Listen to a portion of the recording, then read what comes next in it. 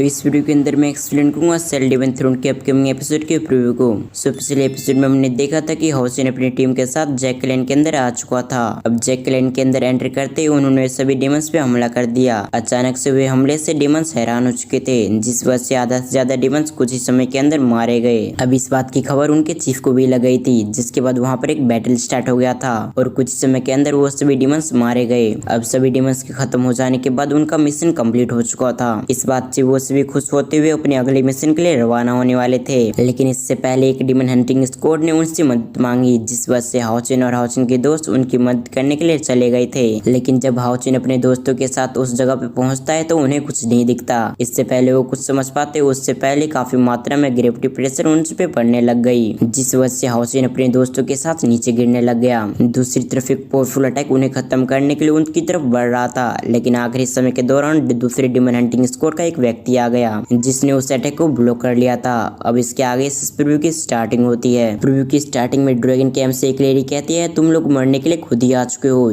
जिस वजह से हम तुम्हें निराश नहीं करेंगे। ये सुनते ही ड्रैगन कैंप के लोग हंसने लगते हैं। तभी उनका कैप्टन उनसे कहता है, जाओ और उन पे एक्शन लो और एक एक करके इन्हें खत्म कर दो। ये कहते हुए उनका कैप्टन खुद भी फॉर्मेशन बनाने लगता है। दूसरी तरफ हाउचिन का एक साथी कहता है, ये तो ड्रैगन कैंप के लोग हैं जो कि डिमन हंटिंग स्क्वाड के लोगों का हंटिंग करते हैं। दूसरी तरफ हम दूसरे डिमन हंटिंग स्क्वाड को देखते हैं, जिनमें कुछ लोग बचे हुए थे और उनके बाकी साथी मारे जा चुके होते हैं, और जो लोग बचे हुए थे उनकी खुद भी कंडीशन ज्यादा ठीक नहीं लग रही थी, लेकिन वो सभी लड़ने के लिए तैयार होते हैं। उन्हें पता था कि उनका बचना काफी मुश्किल है, लेकिन फिर भी वो अपनी आखिरी सांस तक लड़ने के लिए तैयार होते हैं। इनकी ऐसी हिम्मत से ड्रैगन कैंप के कैप्टन काफी गुस्से में आ गया, जिस वजह से वो एक पावरफुल अटैक करते हुए उन सभी पे हमला कर दिया। ये देखते ही हाउसिन के सभी दोस्त सावधान हो चुके थे। अब इस वजह से ड्रैगन कैंप के लोगों को डिफिकल्ट होने लगती है, जिस वजह से उन्होंने उन सभी को अलग करना ही सही समझा। और फिर अगले सीन में हम इन सभी को देखते हैं जो कि एक फॉर्मेशन को बनाते हुए सभी को अलग अलग फॉर्मेशन में कैद कर रहे थे, और उसी फॉर्मेशन के अंदर वो सभी डिमंस भी मौजूद होते हैं। अब एक ड्रैगन डिमन हंटिंग स्क्वाड के लोगों से कहता है, मैं देखता हूँ तुम लोग यहाँ से कैसे भागते हो, क्योंकि ये जगह काफी छोटी है, जिस वजह से तुम लोग ज्यादा दूर तक नहीं भाग पाओगे। ये कहते हुए ड्रैगन कैंप के उस डिमन ने उस पर हमला कर दिया, जिस वजह से वह व्यक्ति घायल होकर नीचे गिरने लगता है। फिर अगले सीन में हाउसिन अपने स्वॉर्ड को निकालते हुए डिमंस पे हमला करने के लिए चला गया। दूसरी तरफ उसके पीछे पीछे शायर भी अपने वेपन्स को निकालते हुए हमला करने के लिए चली जाती है। अब इन दोनों की ऐसी पावर को देखकर उनका अपोनेंट उससे कहता है, मेरे सामने लेवल 6 वाले लोग खड़े होने की हिम्मत नहीं करते, तो तुम मेरे सामने लड़ने की बात तो छोड़ ही दो। तुम्हें लगता है कि अगर तुम दोनों साथ में आओगे तभी भी तुम मुझे मार सकते हो? ऐसा बिल्कुल नहीं होगा। अब उसकी बात पूरी होती उससे पहले हाउसिन ने अपने स्वॉर्ड से उस पर हमला कर दिया। ये देखते उस डिमन ने भी अपने स्वॉर्ड से उसे रोक लिया, लेकिन हाउसिन की इन हरकतों से वो परेशान हो चुका था, जिस वजह से वो गुस्से में आते हुए लगातार हाउसिन पे एक अटैक कर रहा था ताकि हाउसिन को खत्म कर सके। दूसरी तरफ हाउसिन को जब महसूस होता है कि उस डिमन ने अपने आप से काबू हटा लिया है तो वो पीछे हट जाता है। अब हाउसिन को पीछे हटता देख ड्रैगन कैंप का व्यक्ति हैरान हो चुका था, लेकिन इससे पहले वो कुछ समझ पाता उससे पहले हाउसिन के पीछे से शायर निकलते हुए अपने वेपन से उस पर एक पावरफुल हमला कर देती है। अचानक से हुए मूव से वो व्यक्ति हैरान हो गया, लेकिन फिर भी वो अपने आप को किसी तरह संभालते हुए लड़ने लगता है। तभी एक एनर्जी प्रेशर से वो दोनों पीछे धकेले जाते हैं। दूसरी तरफ हम दूसरी डिमन हंटिंग स्क्वाड के कैप्टन को देखते हैं जो कि अभी के समय काफी गुस्से में आ चुका था, जिस वजह से वो लड़ते हुए उससे कहता है, तुम अपनी बकवास बातें बंद करो। अब उसकी ये बात सुनते हुए उसका ओपोनेंट उससे कहता है, लगता है तुम्हें फिर से यही गलती दोहरानी है, अगर तुम ऐसे चाहते तो यही सही। ये कहते हुए वो दोनों अपनी पूरी पावर लगा रहे थे एक दूसरे को हराने के लिए, लेकिन कुछ समय के अंदर उस डिमन ने उस व्यक्ति को घायल कर दिया और मौका देखते ही उस डिमन ने उस पर हमला कर दिया ताकि उसकी जान ले सके। अब दूसरी तरफ उस कैप्टन को भी ऐसा लग रहा था कि अब उसकी मौत आ चुकी है, लेकिन इससे पहले वो अटैक उससे लगता है, इससे पहले वहाँ पर हाउचिन उसके सामने आ जाता है। हाउचिन ने सामने आते हुए उस अटैक को रोक लिया। फिर अगले सीन में हम किसी व्यक्ति को देखते हैं जिसके चारों तरफ किसी तरह की डार्क और रेड एनर्जी भरी हुई थी,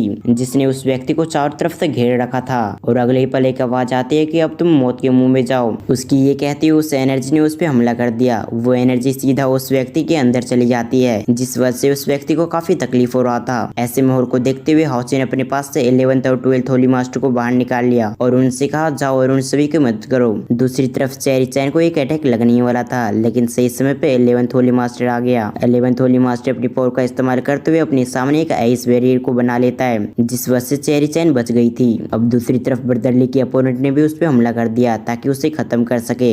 ये देखते ही ब्रदरली डर जाते हैं, लेकिन सही समय पे एक स्वॉर्ड ने उसे बचा लिया। अब इस स्वॉर्ड को चलाने वाला और कोई नहीं बल्कि 12th होली मास्टर था। दूसरी तरफ जो डिमंस हाउसिन और शायर से लड़ रहा था वो काफी गुस्से में आ जाता है, जिस वजह से वो उन दोनों से कहता है, मैं तुम दोनों को फिर कभी भी देख लूंगा। ये कहते हुए वो डीमन एक पावरफुल टेक्निक इस्तेमाल करने लगता है। अब इस टेक्निक का नाम मैं नहीं बोल पा रहा हूँ, जिस वजह से मैं नहीं बोलूंगा, लेकिन मैं वीडियो को एक साइड में लिख दूंगा। अब इस अटैक की बनने की वजह से आसपास में काफी मात्रा में स्पेशल एनर्जी फैलने लगती है, जिस वजह से सायर और हाउसिन को खड़े होने में दिक्कत होने लगती है। और दूसरी तरफ वो अटैक काफी तेज से इन दोनों की तरफ बढ़ रहा था ताकि इन दोनों को खत्म कर सके। अब इसी आखिरी सीन के साथ हमारा ये प्रीव्यू यहाँ पर एंड होता है। मुझे उम्मीद है कि आपको वीडियो पसंद आया होगा। अब अगर आपको पसंद आया तो वीडियो को लाइक करके चैनल को सब्सक्राइब कर लें और इसके साथ ही साथ बेल आइकन को ऑल पे प्रेस करना ना भूलें। और इसके अलावा अगर आपको मेरी न्यू सीरीज देखना है तो आप राइट वाले स्क्रीन पर क्लिक करके देख सकते हैं। तो फिर मैं मिलता हूँ किसी और वीडियो में, जब तक के लिए थैंक्स फॉर वॉचिंग।